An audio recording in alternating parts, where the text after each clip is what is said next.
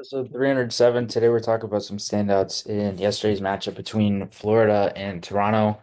It was game four and a game which we saw Toronto get shut out, which rarely happens.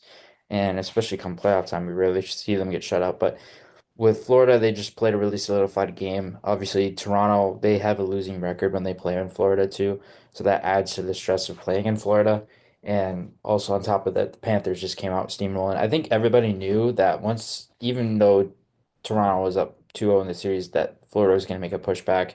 And I think everybody kind of knew that this was going to be a longer series and not a shorter one. And at the same time, it was a series that would, it could have really, I don't think it could have been in between. I think it could have been either really short or really long, and kind of like the Edmonton Vegas series too.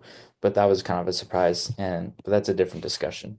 So with this series and this game, game four, Florida made a really nice pushback, and they were playing really engaged up and down the ice. I thought their forecheck was rolling. They had really good possession sequences going. Their power play was buzzing, and especially I feel like Seth Jones on that first power play unit's very effective. Seth Jones, in terms of defensive play, is a little bit puzzling at times, especially at 5-on-5 with Nico Mikkola. I think him together with Nate Schmidt would be a really good pairing. I think bumping Mikkola down would be a little bit more helpful. I understand why they have Mikkola there with Jones, but at the same time, I do really think that Nate Schmidt would be a underrated fit as a top 4D for them and could make an impact there. But what I really liked about the Mikkola and Jones pair at 5-on-5 was more their O-zone play than their D-zone. Like their D-zone, especially the rush play, when they're defending the rush and trying to shut down the rush, a little bit questionable at times because you don't really know what they're going to do. You don't really know what's going to pan out when it comes to them in their rush play. I think that's the only question mark when it comes to those two there. And I think outside of that, their decor is really closing in on guys, maintaining their gaps, controlling play defensively, keeping guys outside the dots. And I think that's what allowed him to be able to have that sustainable effort and win this game, and it allowed him to be able to take control on occasion. And I thought it was a really good all-around effort from all of those guys combined. It was just something where you look at how those guys play, and they need to rely on their physicality, and they need to rely on playing on their toes, playing a step ahead Toronto, because if Toronto all they need is that extra step, that extra gear, and they can take advantage of you pretty quick. And we saw that in games one and two, not so much in games three and four, especially game four. And I think this is going to be a bounce back effort from the Leafs.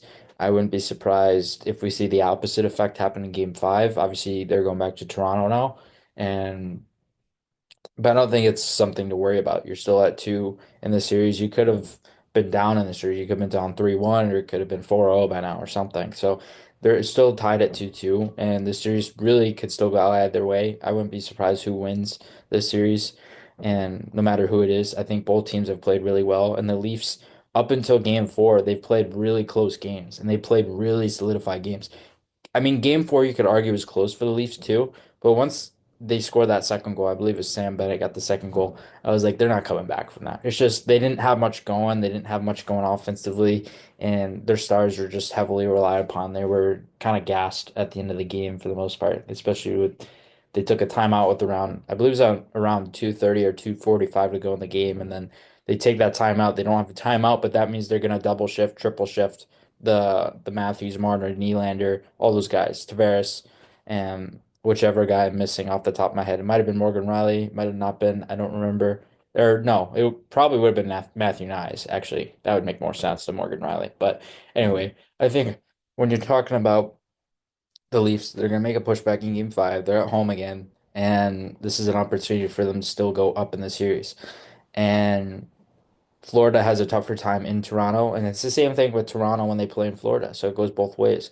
I think when you look at the Leafs and the home ice advantage that they have, they play really well on home ice, and they have that extra boost. And any team was really going to have that extra boost when they play on home ice. But I think, especially with Toronto and how they're impactful at both 5-on-5 and on the power play at home, I think this is a really good chance for them to take advantage of this series and go up 3-2.